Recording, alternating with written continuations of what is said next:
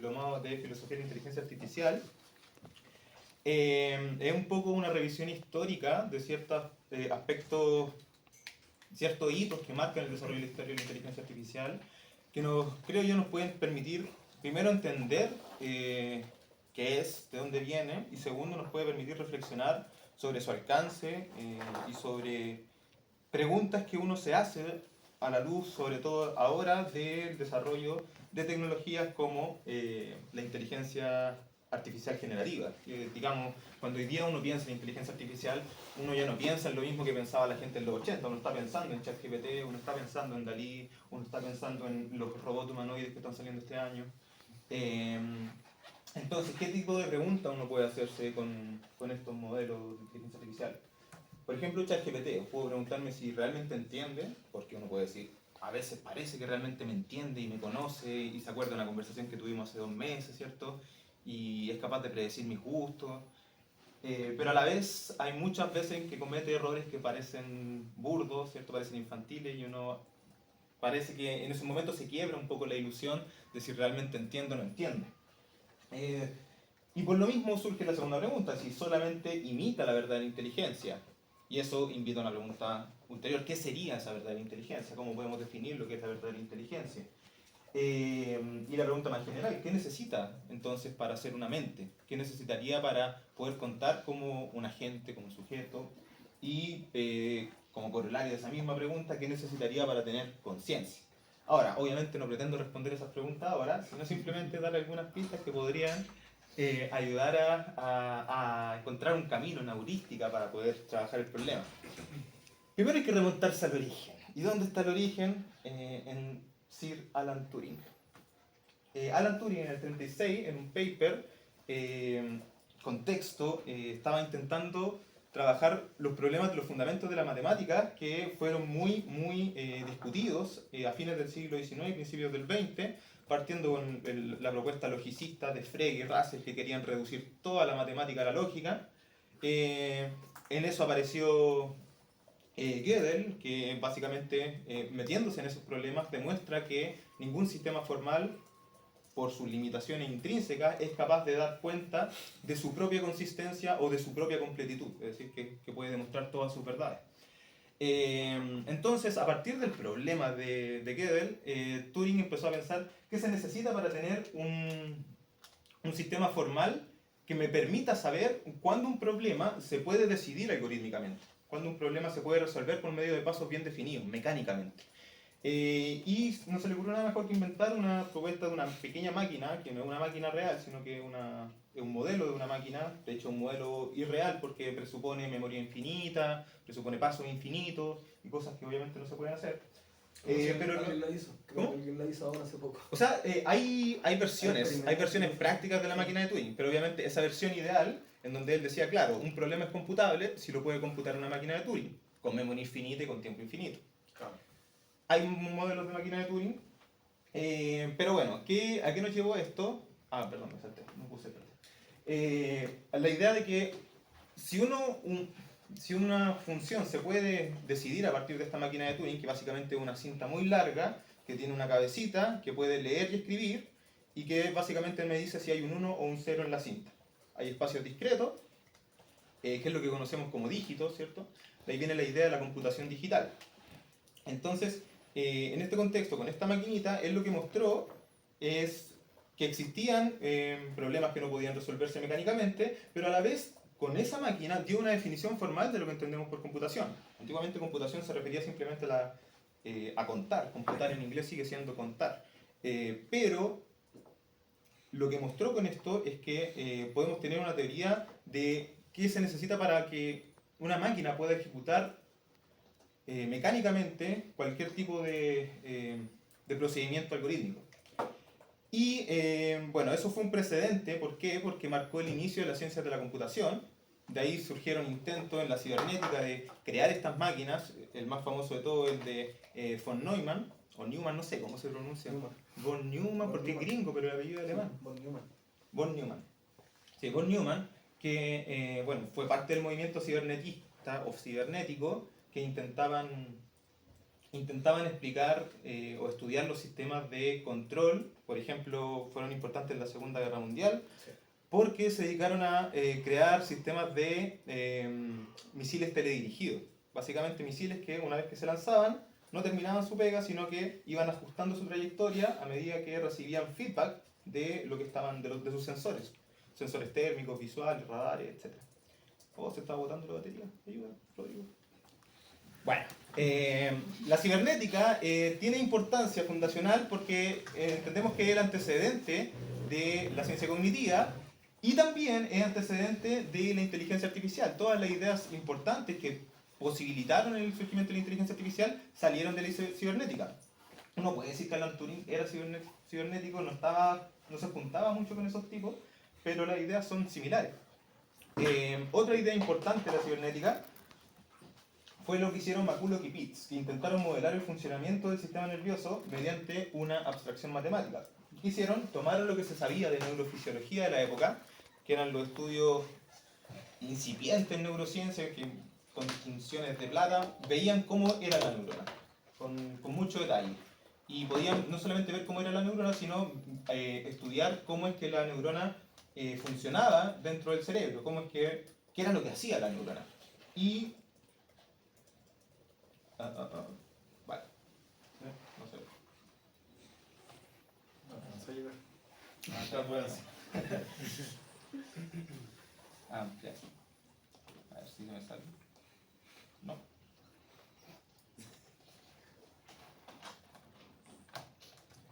Problemas técnicos.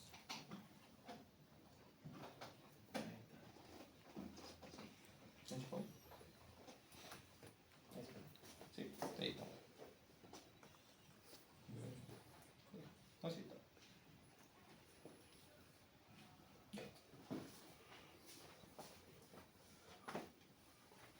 Ya, ¿en qué estaba?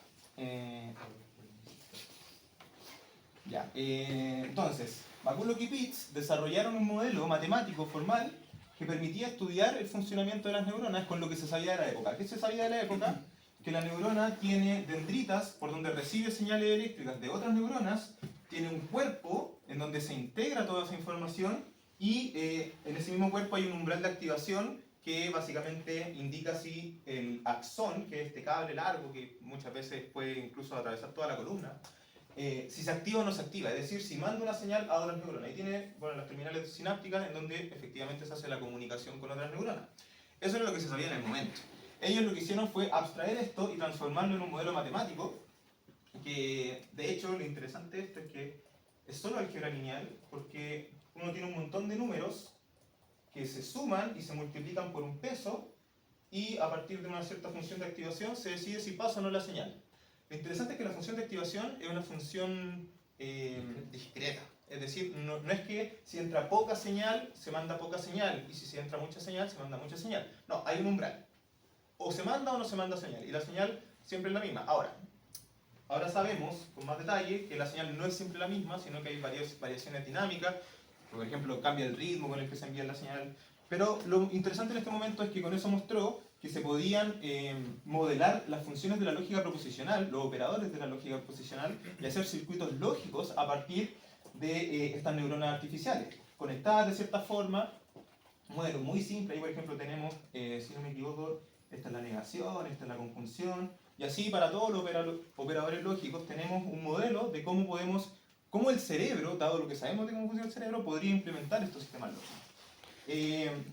Y eso, bueno, ¿por qué es importante para el surgimiento de la inteligencia artificial? Porque permitió pensar en la posibilidad de que lo que hace en el fondo el cerebro, sabiendo que el cerebro es lo que nos hace pensar, es básicamente una operación de cálculo, una operación computacional. Como ya habló el profesor la semana pasada, eso fue lo que motivó el origen de la ciencia cognitiva, la metáfora del computador. Es decir, que la mente es el software y que el cerebro es el hardware. Bueno. Y Turing, el mismo Turing, volvió a aparecer en el año 1950, en este contexto en que estaban todos pensando en que la computación parece que es lo importante para poder tener inteligencia, y propone un test para probar si una máquina puede tener inteligencia. Él dice, pensemos en la pregunta, ¿Pueden pensar las máquinas? La pregunta al parecer es muy ambigua, no se puede responder porque tenemos que definir bien qué significa pensar y muy complicado, pero podemos aterrizar la pregunta a algo mucho más operacional. Que básicamente pueden pasar el juego de limitación, y el juego de limitación es un experimento bien sencillo. Uno tiene un computador con un programa y por otra parte tenemos una persona. Y el computador y la persona se van a piezas distintas. Y yo no los puedo ver, no sé dónde están, pero puedo interactuar con ambos a través de un chat en un computador. Entonces, el objetivo de la máquina es intentar hacerme creer que yo estoy hablando con una persona. Y el objetivo de la persona es también hacerme creer que él es el real y que no es un computador. Entonces, lo que propone Turing es que la máquina va a poder considerarse inteligente, o podríamos decir que piensa, en la medida en que pueda hacernos tontos en el fondo, que nos pueda engañar en el juego de la imitación, porque significaría que tiene la habilidad suficiente como para convencer a otro sujeto inteligente de que es inteligente. Y eso ya sería una prueba suficiente de inteligencia.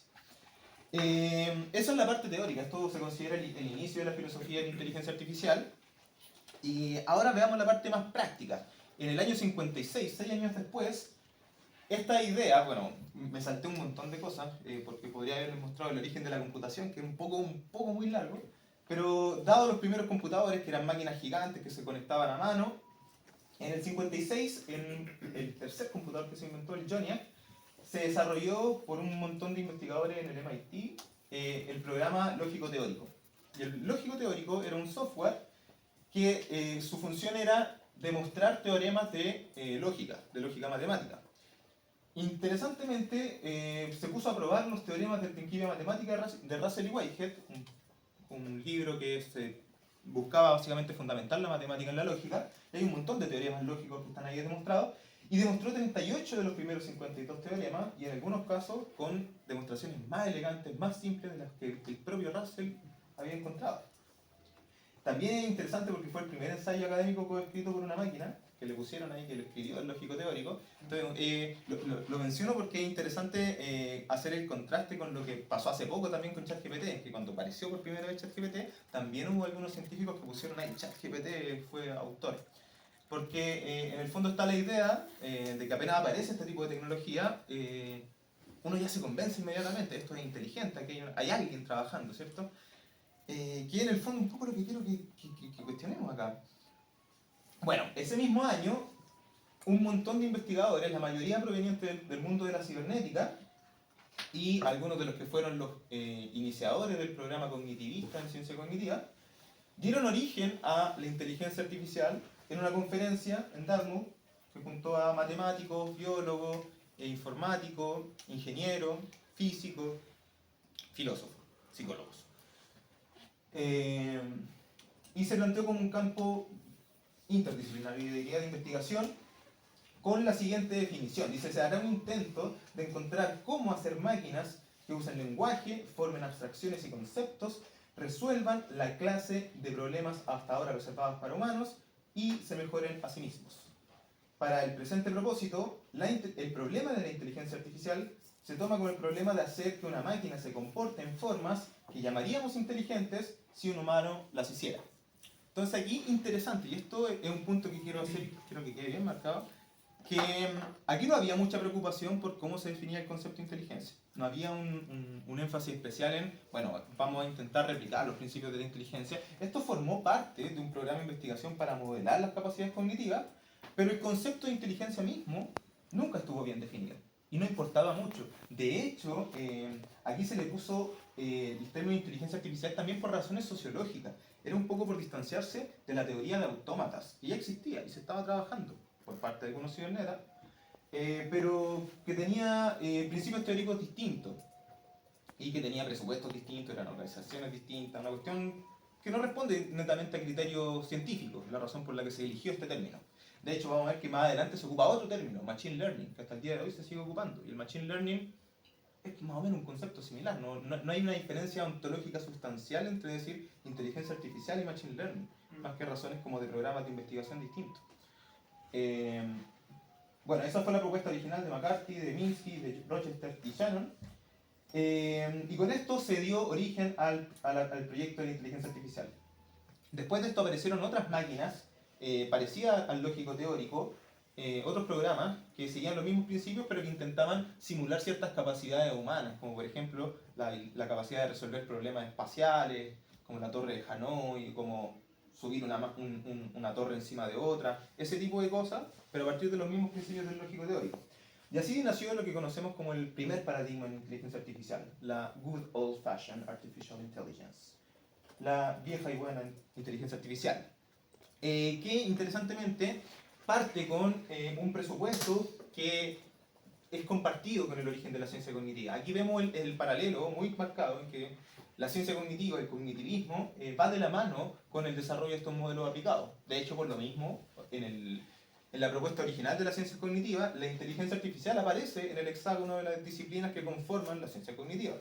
Y es básicamente por esto, porque es la parte aplicada, de ver los modelos aplicados, de cómo podemos simular las capacidades cognitivas. Y bueno, todo se justifica por la hipótesis del sistema de símbolos físicos, que fue una propuesta de Newell y Simon en el 63, que dice lo siguiente: un sistema físico de símbolos tiene los medios necesarios y suficientes para la acción inteligente general. Cuando hablamos de sistema físico de símbolos, hablamos de un sistema que manipula símbolos, símbolos digitales, con computador digital, de manera física, porque manipular símbolos es algo que uno puede hacer de manera abstracta, lo hacía la máquina de Turing de forma abstracta, pero aquí el punto es una máquina que exista, ¿cierto? Y tiene los medios necesarios, es decir, tiene todo lo que se necesita para poder tener inteligencia y también los medios suficientes. Entonces aquí se establece una identidad estricta, es decir, la inteligencia humana, si quiere ser inteligencia, necesita hacer manipulación de símbolos, porque la inteligencia es eso, manipulación de símbolos. Y por otra parte, si tenemos una máquina que puede manipular símbolos, entonces puede llegar a ser inteligente. O tiene los materiales, digamos, los ingredientes necesarios para que eventualmente desarrolle inteligencia. Y bajo este presupuesto es que se empezaron a desarrollar los primeros modelos de inteligencia artificial, cuyo objetivo era comprender los principios de la inteligencia y recrear la inteligencia humana en máquinas. Este enfoque, como les decía, tiene un carácter simbólico. Cuando hablamos de símbolos, hablamos de símbolos de alto nivel, es decir, cosas que se pueden equiparar coloquialmente a conceptos, por ejemplo, con el concepto de perro, cola, o a instrucciones, o a operadores lógicos, pero símbolos de alto nivel, símbolos abstractos, digamos. Y con esos símbolos lo que se hace, lo que hacen estos modelos es manipularlos formalmente según reglas, es decir, de manera algorítmica. Hay un algoritmo que dice cómo se manipulan los símbolos. Aquí tenemos un pequeño ejemplo de un código que me robé de uno de los primeros programas, eso sí está en Lisp, que es uno de los primeros lenguajes de programación. Bueno, este es parte del código de uno de esos modelos de inteligencia artificial. Como pueden ver, bueno, no se entiende nada porque es un lenguaje de programación, pero son símbolos que en el fondo están codificando instrucciones. Si pasa esto, haz esto. Si pasa esto, haz esto. Si te encuentras con este símbolo, responde con este otro símbolo, o con esta concatenación de símbolos, o elabora un símbolo complejo a partir de tal y tal símbolo o tal y tal entrada. Eso, voy a poner un pequeño ejemplo de los primeros chatbots, creo que es más interesante verlo. Uno de los primeros fue Elisa, o Eliza, que era un chatbot terapeuta, psicoterapeuta. Se lo puso como una solución automatizada de los psicólogos. Aquí podemos ver una conversación típica de Elisa con un paciente. Elisa dice: hola, ¿cuál es tu problema? Y la persona le dice: una voz dentro de mi cabeza me dice que haga cosas perversas. Elisa le dice: ¿tu cabeza te dice que hagas cosas perversas? Y la persona le dice: ya lo creo. ¿Puedes dar más detalles?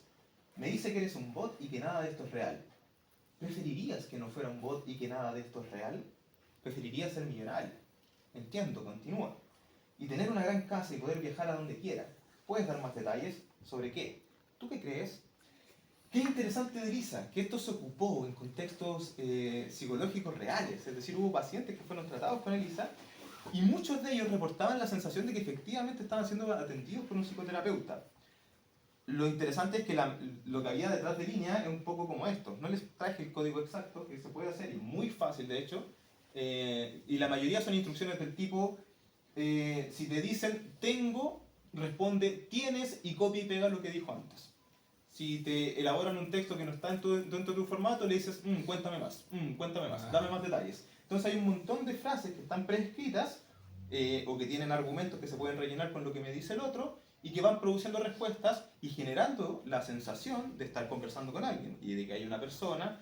Entonces, ¿por qué es interesante? Porque ELIZA ya fue el primer intento de superar el test de Turing. Es decir, una pequeña muestra de que se puede engañar a un ser humano con un programa de computador y hacerle creer que está frente a un ser inteligente. Vamos a la pregunta, ¿realmente significa que estamos frente a algo que tiene inteligencia? Eso es lo que uno puede cuestionar. Ahora, toda esta maraña de investigaciones que generaron un gran revuelo, es decir, hubo no solamente a nivel científico, sino de divulgación popular, aparecieron todas las conspiraciones, ¿cierto? Que la rebelión de las máquinas, etcétera, todas esas cosas. Y ahí aparecieron los filósofos a empezar a desmontar un poco estas grandilocuencias de la prensa y de algunos científicos que estaban vanagloriándose con estas tecnologías. Searle fue el primero de ellos, o uno de los primeros, no, ni siquiera fue el primero, estoy mintiendo. Bueno, Searle fue uno de ellos, y su crítica se basa básicamente en que estos chatbots no entienden lo que están hablando, no entienden lo que están leyendo, no hay comprensión semántica genuina, porque eso no se logra solamente con reglas simbólicas, con reglas sintácticas de transformación de símbolos. Y por lo tanto, si las máquinas no comprenden, es cuestionable que puedan pensar o ser inteligentes, porque al parecer todo lo que nos hace decir que son inteligentes es que parece que comprenden. Y esto lo hace mediante un pequeño experimento mental, no sé si están familiarizados con la habitación china. Lo voy a resumir para que se entienda. Básicamente, Searle nos propone, imaginemos una persona, gringa, el mismo, que está en China, y está en una pieza, encerrado, en donde el único acceso que tiene al exterior son dos cosas. Una pantalla por donde la gente de afuera se comunica con él a través de símbolos chinos, es decir, con mensajes en chino, y un buzón por donde él puede devolver mensajes, enviar mensajes en chino. Y además dentro tiene primero un cajón lleno de datos y un libro de instrucciones. Entonces este libro de instrucciones lo que le dice es, si tienes tal input, si te dan tal mensaje, tú busca esta otra tarjetita y pásasela. Entonces le llega un símbolo, él busca en el librito, a ver este simbolito, me dice que saqué este otro simbolito, busco aquí en la carpeta y lo devuelvo. Lo interesante es que lo que nos dice Searle es que en el fondo lo que está haciendo la máquina es este mismo procedimiento, es decir, un ejercicio ciego de seguir reglas sin comprensión real. Hable nomás, joven. Un ejemplo que se me ocurre también, o sea, no similar ni a la... casi... es lo que ocurre con los bebés o con los niños bien pequeños. Yo tengo una prima con la que, o sea, la última vez que le vi tenía como 2, 3 años, no más que eso, y yo le decía no, y su reacción era decir no y reírse. Simplemente repetir como Lolito. y decir no, no. Y utilizaba un sinfín de palabras y las sin como cargarlas de sentido. O eso da a entender. Por ejemplo, el no lo utilizaba para negar algo o para evitar que alguien hiciera o le hiciera algo, Claro. sino que lo utilizaba para cualquier cosa. Es un buen ejemplo, pero puede llegar a ser confundente en la medida en que ahí, pese a que, claro, la guagua todavía no comprende realmente el lenguaje, sí está en el proceso mediante el cual se adquiere el lenguaje. Es decir, tú estás hablando, interactuando, lo asocias a ciertos contextos. En cambio acá lo que tenemos son símbolos ciegos, son un montón de rayitas descontextualizadas completamente, donde el significado de la palabra no aparece por ninguna parte. Y es básicamente el problema de... el libro de reglas, lo asimila a un diccionario. Yo puedo tener un diccionario en donde están, por ejemplo, todas las palabras de un idioma, supongamos el español, y yo digo, ya, quiero aprender español. No sé español, quiero aprender español. Pesco el diccionario y me voy palabra por palabra, y cada palabra me da un montón de otras palabras, entonces busco las otras palabras, y en el fondo estoy en un ejercicio que es circular, ¿cierto? Porque cada palabra me va a llevar a más palabras que no entiendo y nunca voy a encontrar una salida del diccionario. Entonces, esa salida del diccionario sería la comprensión real, lo que me da el significado de las palabras, que aquí en ningún caso estaría, porque lo único que tengo son reglas donde el significado de los símbolos viene dado por el programador. Rodrigo, ¿me convidáis agüita? Les pido disculpas porque mi botella suena un poquito raro.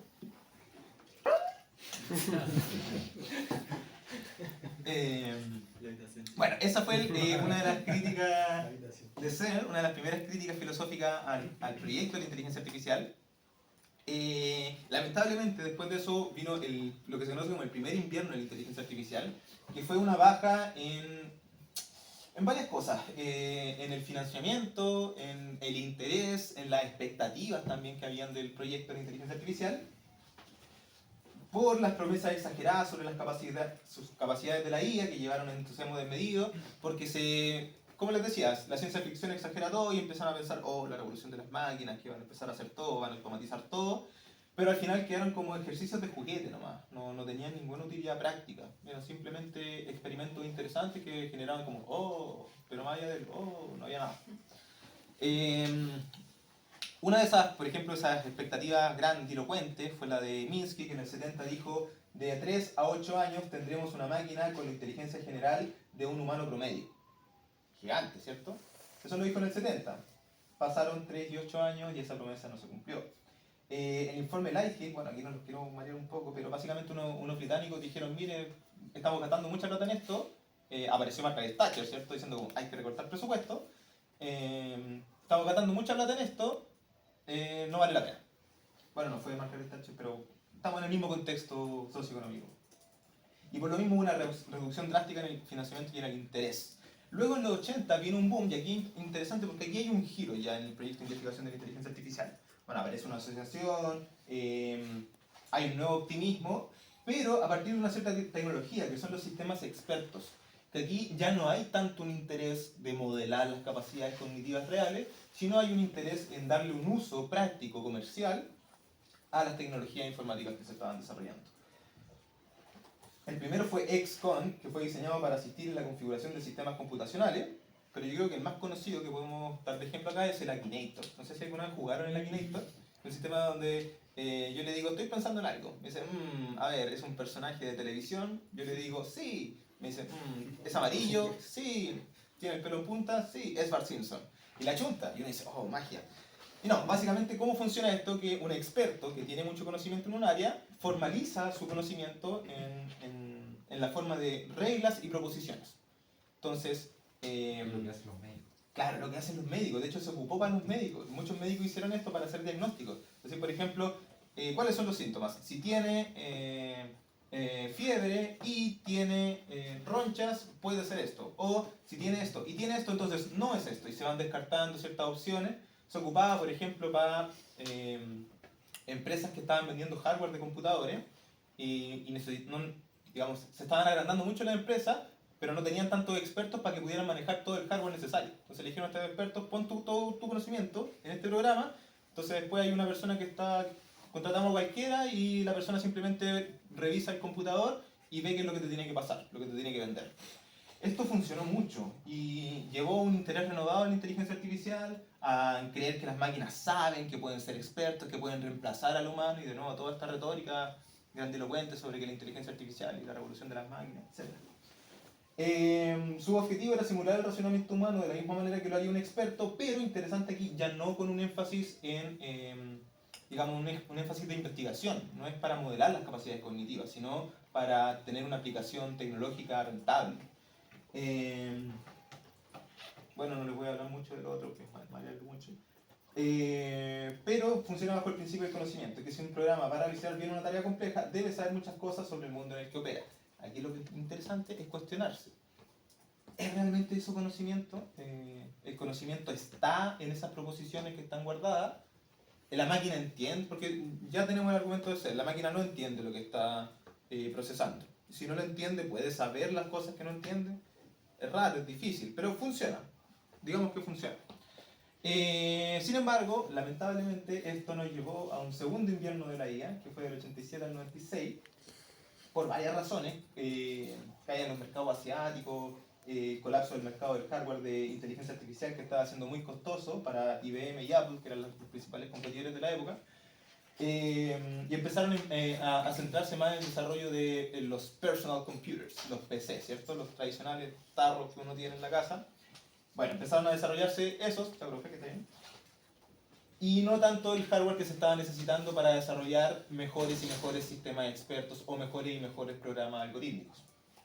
Y no cumplieron las expectativas de reemplazar el razonamiento humano, sobre todo en tareas complejas, como por ejemplo el caso de la medicina, donde si bien podían diagnosticar cuestiones más chicas, para tareas más complejas se volvía muy delicado depender de estos sistemas que no sabían nada y no eran adecuados a ningún tipo de contexto, porque no respondían a contexto. Entonces, de nuevo cortaron la inversión, de nuevo cortaron el financiamiento, hubo 300 compañías en bancarrota. Aquí interesante, porque al principio lo que estuvo en bancarrota eran proyectos de investigación de unos científicos, en los 70. Pero en los 80 ya no era algo de científicos, sino que eran varias startups, varias empresas que estaban intentando lucrar con esto y se fueron a la bancarrota. Se quebró la burbuja. Y esto es un pequeño gráfico que a mí me gusta mostrar. Es bastante malo porque temporalmente no está muy preciso, pero tiene que ver con cómo han pasado estas olas de boom de inteligencia artificial y de invierno de inteligencia artificial, en que aparece un desarrollo teórico, una nueva tecnología, y eso genera, bueno, aquí arriba están como las emociones asociadas, que es básicamente, si uno lo mira bien, es como analizar el mercado de valores o las criptomonedas, ¿cierto? Donde el mercado y las fluctuaciones se mueven básicamente por ciertas emociones de entusiasmo y ambición o de decepción y miedo. Entonces tenemos una cierta curiosidad, hay un pic de expectativas, están todos leyendo sobre inteligencia artificial, en las noticias, en las películas, y luego la gente se acostumbra a esto, se ve que no avanza más allá, y es como, bueno, ya empieza a caer el financiamiento, se estancan los proyectos de investigación. Uno puede asimilar esto a lo que pasó con ChatGPT, o lo que puede pasar con ChatGPT, no en la misma escala, pero si pensamos que cuando apareció ChatGPT, el año 2022, se decía ya, aparece GPT-4 y ya superamos todos los problemas que tiene actualmente. Las alucinaciones se van y... ¿Qué pasó? Estamos en ChatGPT 5.1 y los problemas de las alucinaciones persisten, ¿cierto? La inadecuación, la incapacidad de seguir el contexto más largo, y hay una infinidad de problemas que sigue teniendo que lleva cada vez más a los teóricos a desconfiar de que este paradigma sea el correcto para llegar a la verdadera inteligencia. Y luego tenemos Deep Blue, bueno, ahí eso no tiene ese gráfico, es básicamente cómo funciona el mecanismo de búsqueda de la mejor decisión cuando uno está jugando ajedrez. Que fue, bueno, Deep Blue fue un hito en la inteligencia artificial porque fue el primer momento en que demostró una máquina que podía superar habilidades estrictamente intelectuales propias del humano, que fue cuando le ganó a Kasparov en una partida de ajedrez, el campeón mundial de ajedrez de ese momento. Y bueno, si uno ve lo que hace en el fondo Deep Blue no está jugando con las piezas, ¿cierto? Es simplemente una máquina que dice cuál es la mejor jugada en cada momento y va analizando por una cuestión que en teoría de juegos es un juego de adversario, en el que uno tiene un interés de maximizar ganancia a costa de la minimización de la ganancia del otro. Es básicamente es un juego competitivo. Y lo que hace es básicamente asignar un cierto valor a cada jugada dependiendo de la posición, la cantidad de piezas, qué tan desprotegido está el rey, y eso le asigna un numerito, qué tan mal está la jugada. Y en base a eso va exhaustivamente buscando caminos en este árbol de decisión, avanzando 2, 3, 4, 5, 20 jugadas más adelante, hasta que dice, ya, esta es la mejor ahora. Pero el paradigma no era muy distinto. ¿Qué limitaciones tiene? ¿Hasta qué hora tenemos para saber qué tanta charla ponerle ahora? Sí, un cuarto.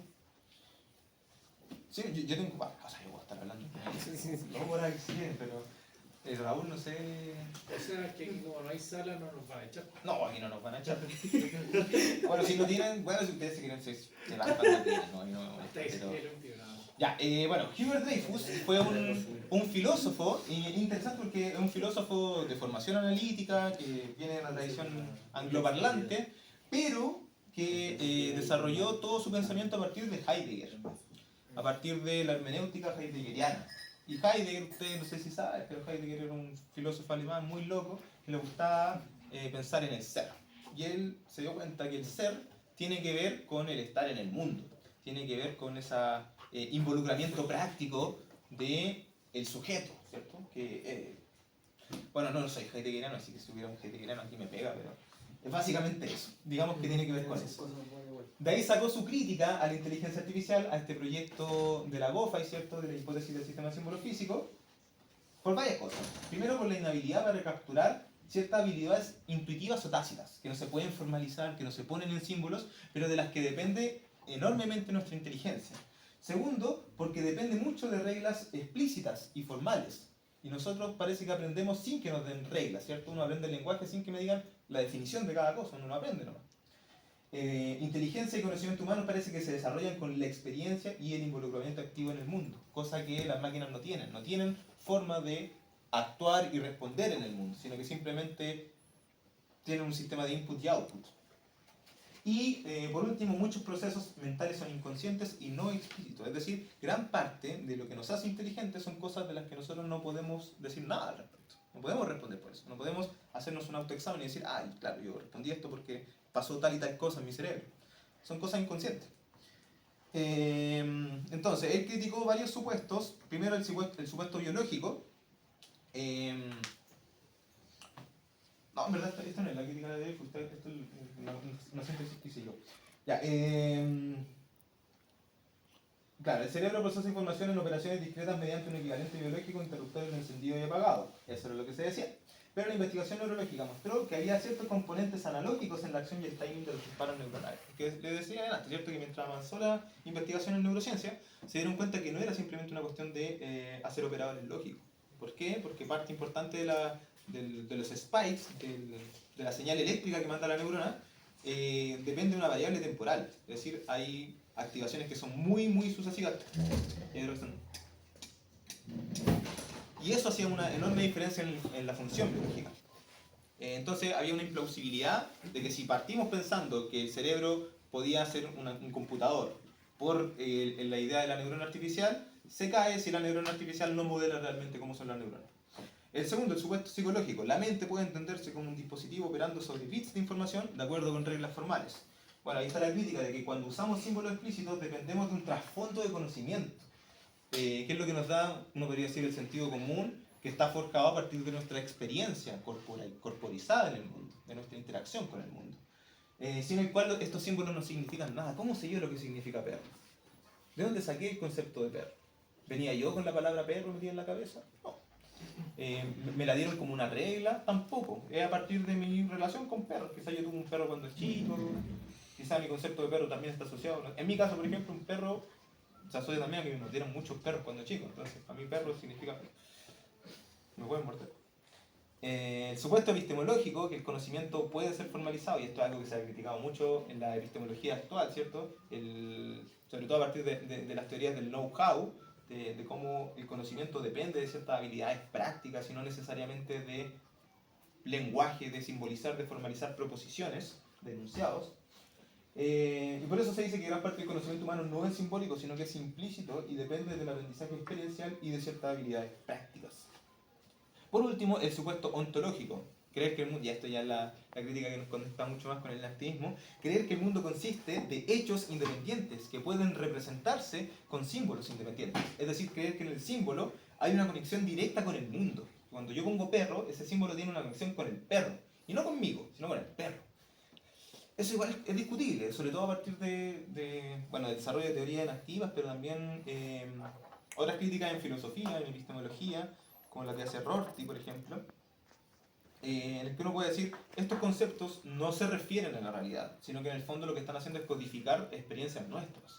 Están codificando ciertas interacciones sensorimotoras que nosotros tenemos con el mundo. Entonces el concepto de perro para mí significa algo, pero quizá para el perro no significa nada. Y bueno, eso nos lleva al problema de la representación, preguntarnos qué es un símbolo.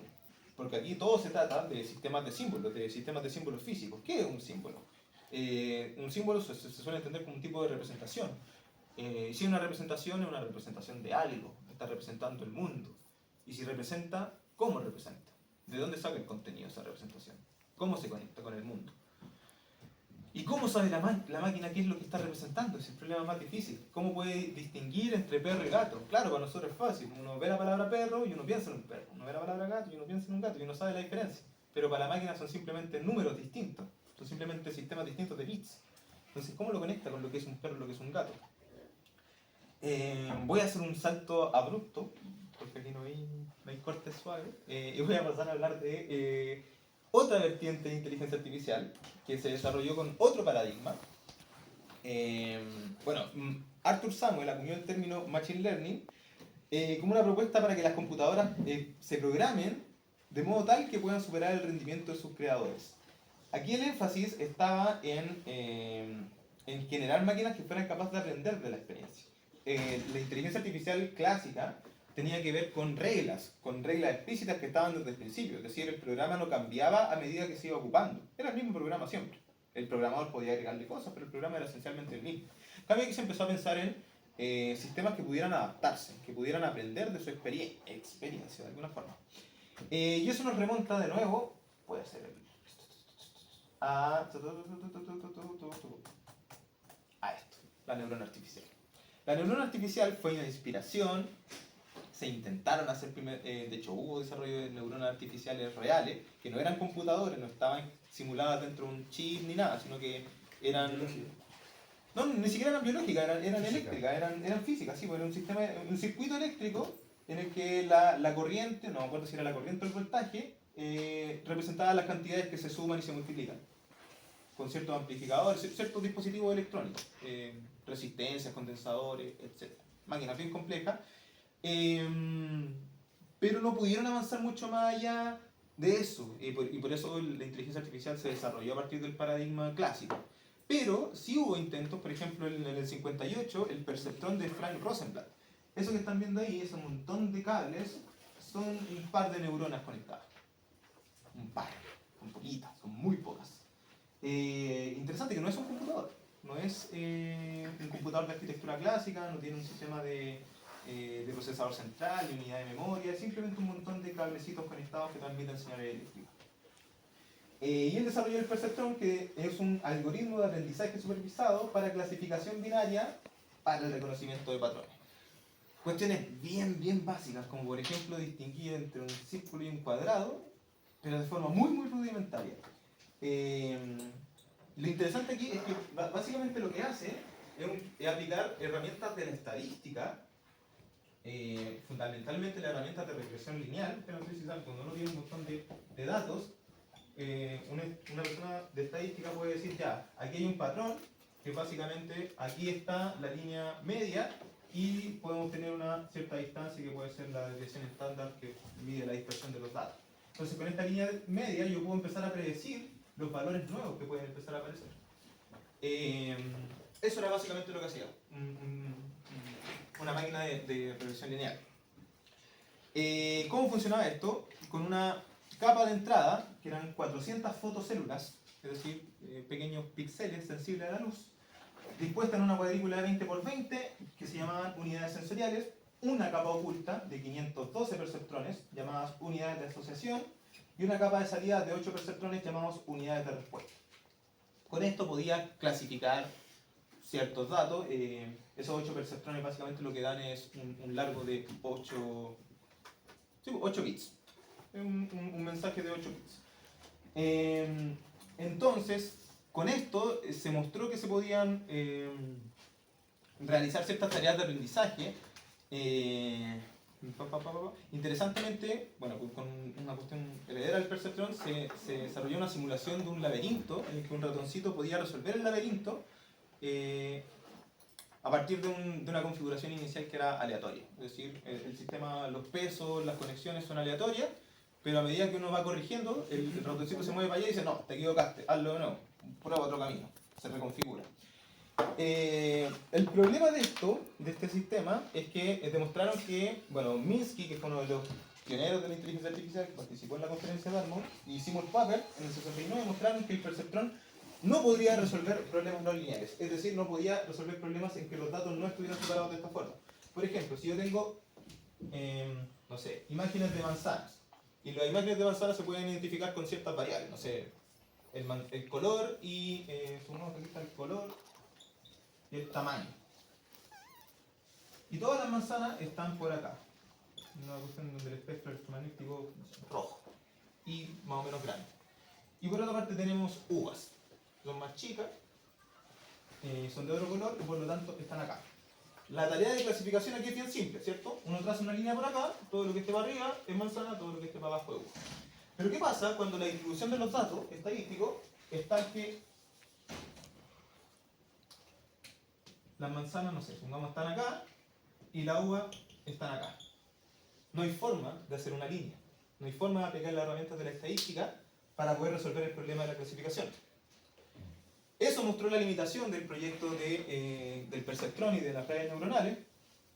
Por lo tanto, cayó el interés en esta investigación y por eso no se desarrolló mucho más en esta época, en los años 70. En los años 70 estuvo muerta la investigación en redes neuronales.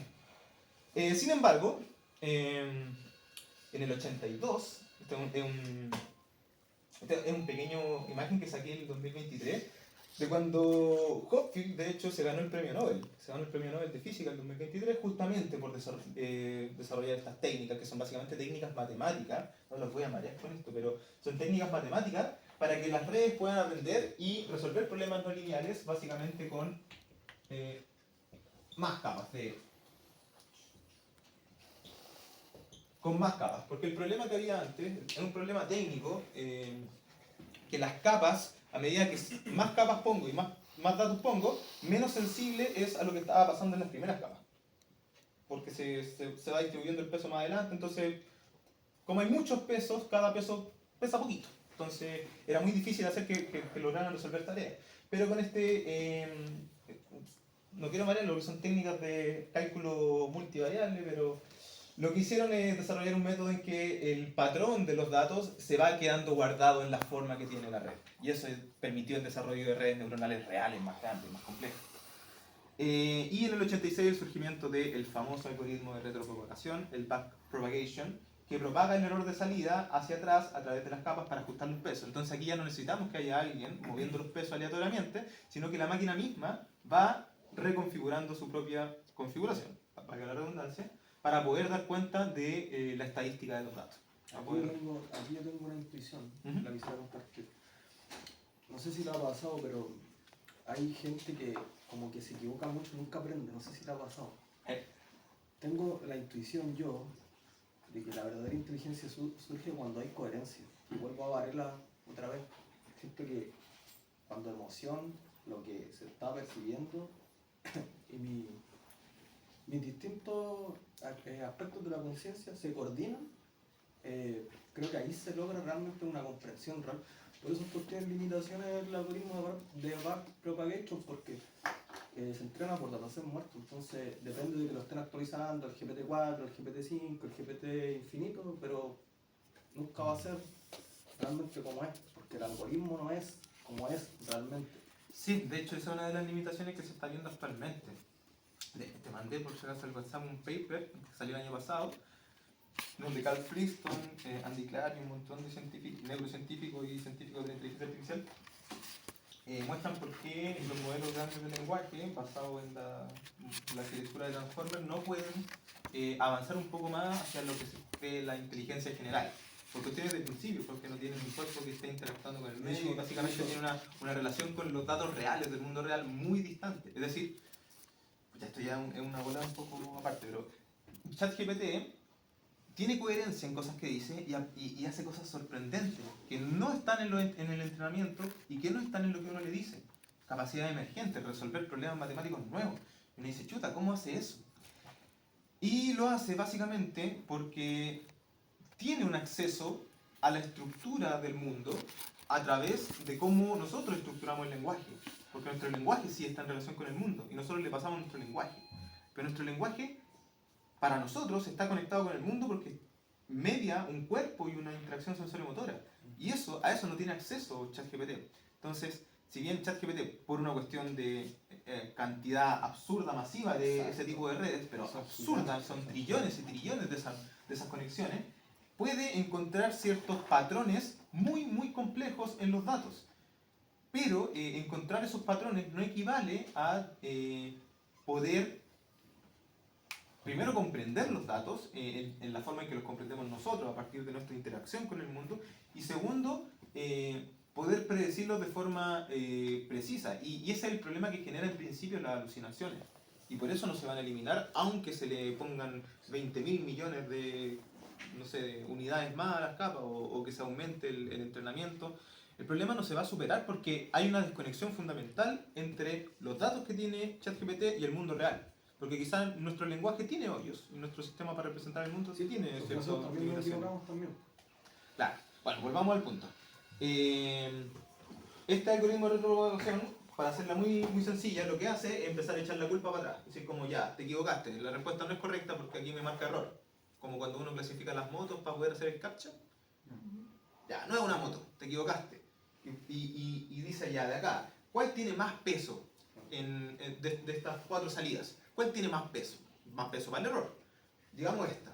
Y empiezan a echarle la culpa. ¿Por qué te equivocaste tanto? No, es que ese me mandó el mensaje. ¿Y tú por qué te equivocaste? No, porque ese me mandó el mensaje. ¿Y tú por qué? Así hasta el final. Y empiezan a hacer una corrección sutil, capa por capa, de atrás para adelante, de forma tal que se ajuste y logre luego dar cuenta correctamente de los datos que le están dando. Así funciona básicamente. Son herramientas de cálculo que se ocupan de eso, por eso se llama descenso del gradiente, porque es la derivada en varias dimensiones de los datos. Bueno, LeNet 1 fue la primera aplicación, digamos, más interesante comercialmente de esta tecnología de redes neuronales, que fue en el 87 hasta el 98, que empezó este desarrollo de redes neuronales, subterráneo, porque lo que estaba como más de moda era los que juegan ajedrez, los que sistemas expertos, y eso era lo que pegaba más. Pero este tipo, Yann LeCun, que actualmente es el jefe de investigación de Meta, de inteligencia artificial, que desarrolló Llama, ¿conocen Llama? Que es la inteligencia artificial que ocupa WhatsApp y Instagram. Bueno, Yann LeCun desarrolló las primeras redes neuronales convolucionales, que son redes neuronales que están hechas específicamente para trabajar con imágenes. Y su reconocimiento es que pudieron servir para clasificar dígitos manuales. ¿Qué fue lo bacán de esto?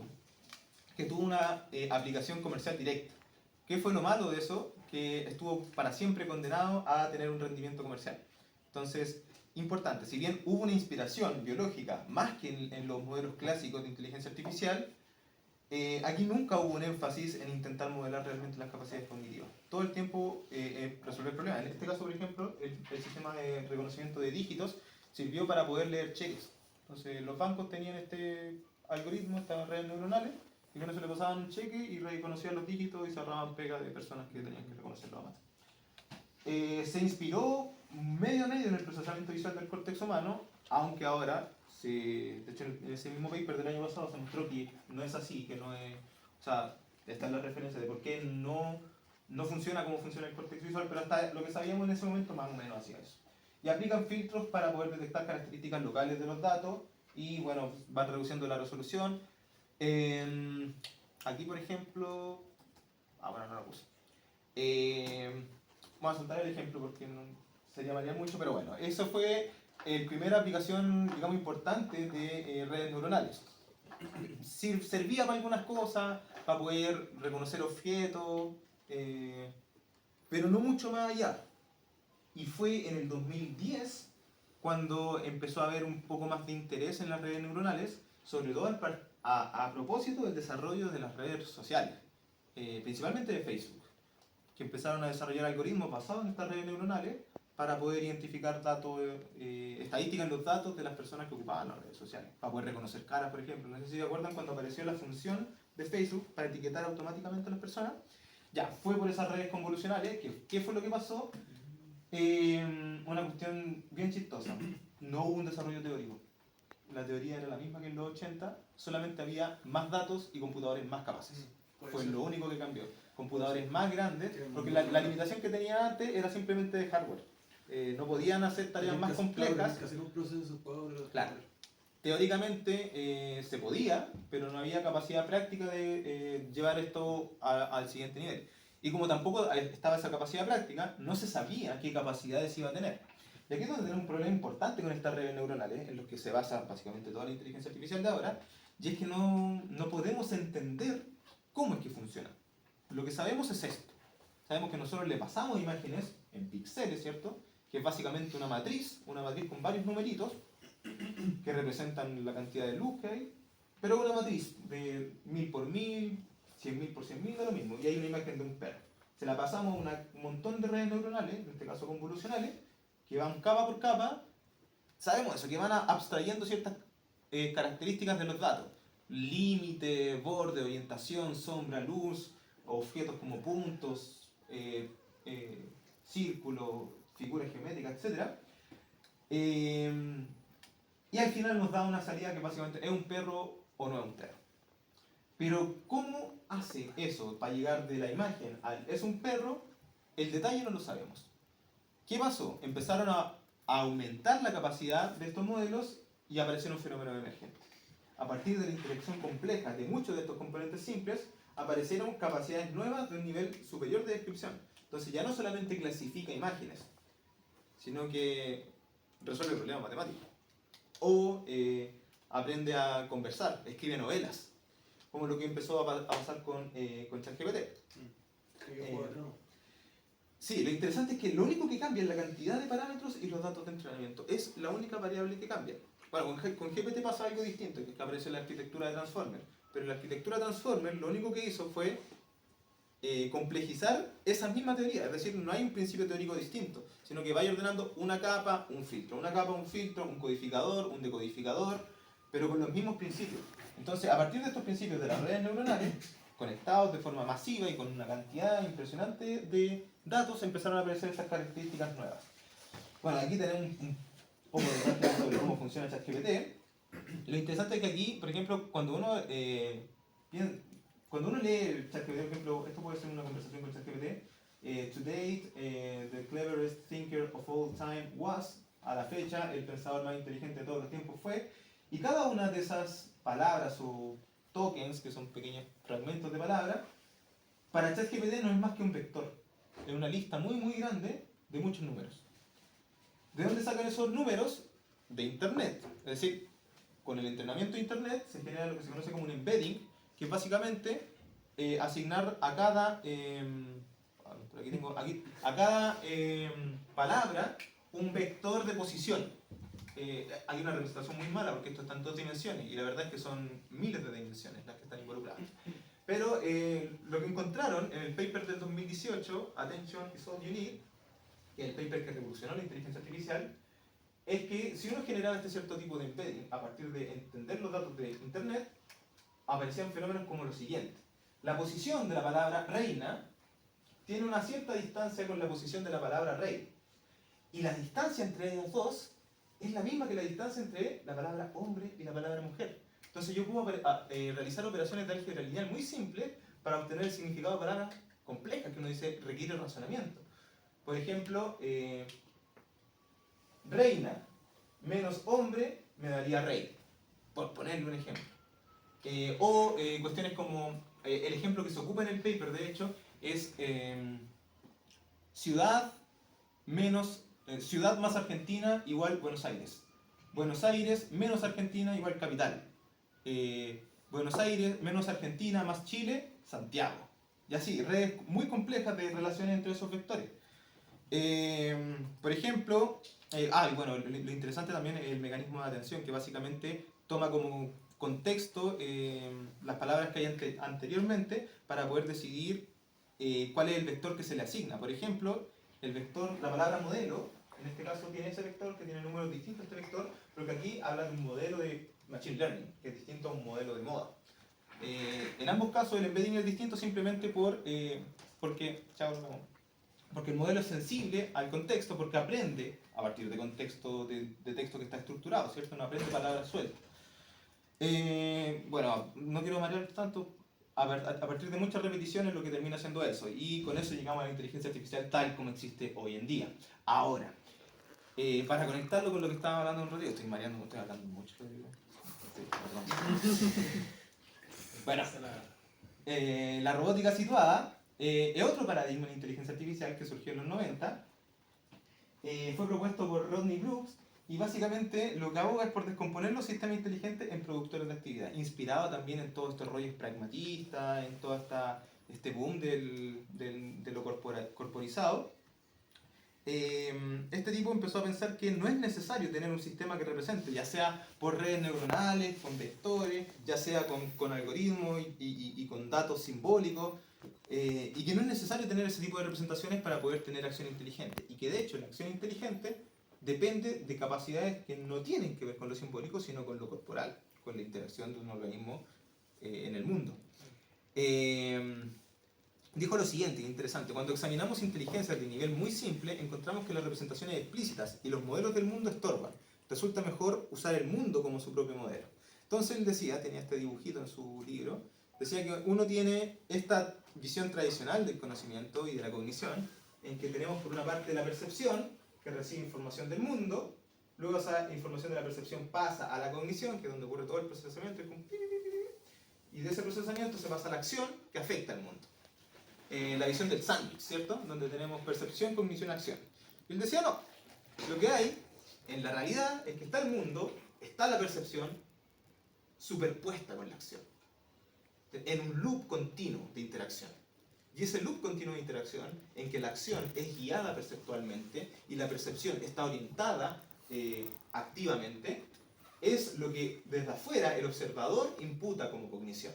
Lo que desde afuera se ve, inteligente, mira lo que hizo. Pero básicamente porque hay una coordinación entre lo que percibe y lo que hace. Pero no porque haya un elemento intermedio, un procesamiento que espera los datos, se demora un poquito y da una respuesta.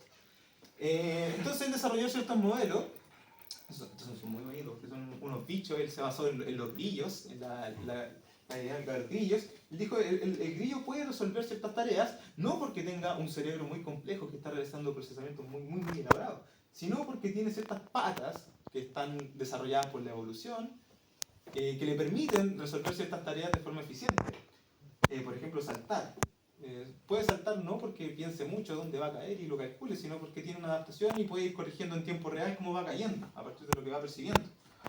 Y bueno, esto inspiró un montón de tecnología. De hecho, Rodney Brooks estuvo un tiempo haciendo teoría y después se dedicó a ser empresario. Ahora es uno de los magnates de la robótica industrial, de los que hacen estas cuestiones que fabrican autos. Ese tipo de robótica empezó a hacer él. Y este modelo fue uno de los primeros que se aplicó, la rumba, no sé cómo es, estas aspiradoras que se ponen en la casa. Bueno, esta línea obviamente se desarrolló. Notablemente hoy en día, a nivel de investigación, Boston Dynamics son los que la llevan. No sé si han visto este video, es muy genial. ¿O no tiene audio?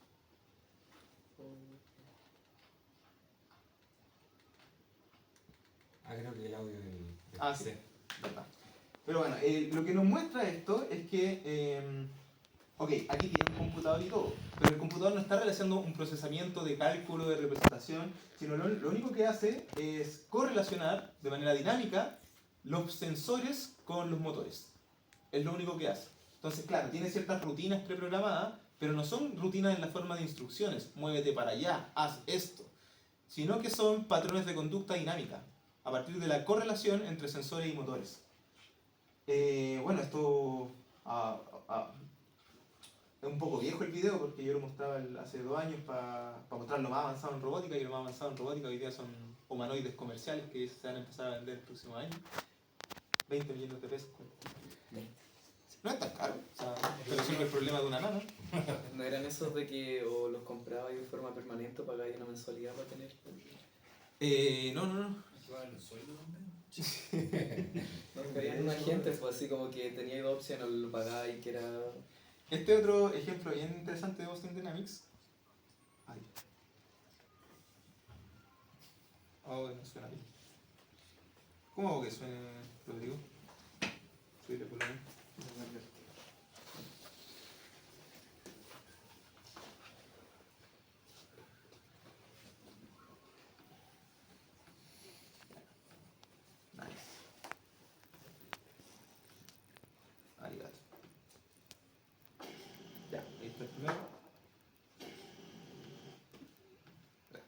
Saludos, buenos señores.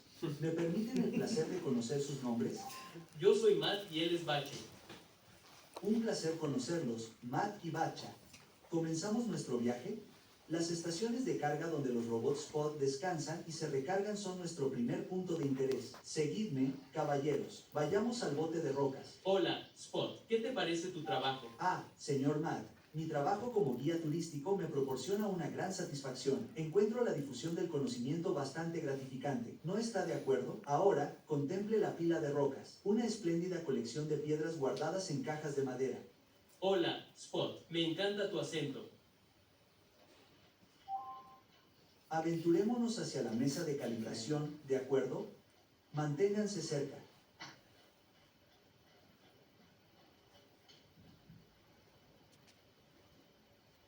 Gracias, señor Clansmith, por haber elaborado meticulosamente mis conocimientos lingüísticos para ofrecer una auténtica experiencia británica. Bueno, ¿qué nos muestra Saludos, esto? buenos señores. Esto es un modelo de Boston Dynamics en que aprovecharon todo el boom de los LLM y los sistemas multimodales y básicamente pescaron ChatGPT y se lo metieron así como a la mala nomás al sistema. Y hay una coordinación muy rudimentaria entre ciertos comandos de voz y ciertos patrones de conducta que son propios de Boston Dynamics, del tipo de robot que ellos hacen. Y claro, este tipo de máquinas quizá cumple con todos los requisitos de la ciencia ficción de los años 80 y 90, ¿cierto? Tipo, no sé, Arturito, no, ¿cómo se llama el Citripio? Que el que habla, que sabe muchos idiomas, ¿cierto?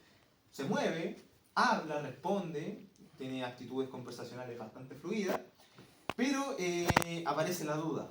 Estamos en presencia ya, porque hay un robot, ¿cierto? Que actúa a partir de su interacción sensoriomotora, hay lenguaje, ahí pasamos el test de Turing, pasamos ciertos criterios corporizados, tenemos entonces una persona, ¿qué tenemos acá? Una pregunta difícil. ¿Qué hay? Hay un sujeto.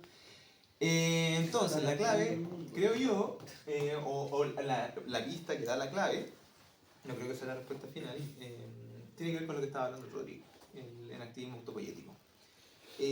Para el enactivismo autopoyético no basta simplemente tener un sistema que se mueva interactuando con el mundo, sino que en el fondo ese movimiento y esa interacción sensoriomotora tiene que estar dada por su adaptación como un organismo autónomo, es decir, por su condición de ser vivo. En ese sentido, la cognición para los autopoyéticos no es un procesamiento de información, sino la acción guiada perceptivamente por un organismo que actúa su propio mundo de significado a partir de sus condiciones biológicas. Es decir, el clásico ejemplo era la quemotaxis de la bacteria, ¿cierto? Para la bacteria, Escherichia coli está en una solución acuosa donde hay más azúcar acá, menos azúcar acá y aquí tiene, no sé, concentración de ácido. Se mueve para allá porque tiene un valor positivo, no en absoluto, sino para el organismo, para su supervivencia, para su adaptación. Porque si no se moviera para allá y se mueve para acá, quizás si aquí hay ácido, simplemente deja de existir. Entonces, para que existan los seres vivos, es necesario que resuelvan ese problema de cómo mantenerse en ciertas condiciones en las que son viables como cosas. Y por lo tanto, a partir de esta interacción, para el enactivismo surge un mundo de significados. Hay un valor asignado a que haya más azúcar, y claro, eso no significa que tenga un concepto, que tenga una palabra asignada, pero sí significa que las bases de lo que hace que nosotros tengamos significado, que nosotros le demos significado a las cosas, están rudimentariamente en cualquier forma de vida. Eso es lo que enfatiza el enactivismo, que hay una continuidad profunda entre la vida y la mente, que los procesos biológicos tienen en su naturaleza la semilla de lo que es propiamente cognitivo y que hay una cuestión como de grados de complejidad solamente. Y cuando quizás nosotros decimos, ya, eso es inteligencia, cuando este tipo de sistema adaptativo está lo suficientemente complejizado en el espacio y el tiempo, pero no necesariamente porque sea algo distinto. Lo que dice el activismo es que, de hecho, un sistema cognitivo, para que sea un sistema cognitivo, básicamente lo que tiene que hacer es resolver el problema biológico, de cómo mantenerse en ciertas condiciones que posibilitan su existencia. Cómo hacer que sea viable seguir existiendo. Y por eso, bueno, ahí está la cita de Thomson, el mundo de un ser cognitivo no es un reino externo predefinido, porque ¿qué significaría eso? Es el problema de la representación clásica. ¿Cómo podemos darle un significado a algo si el mundo por sí solo es solo mundo? ¿No?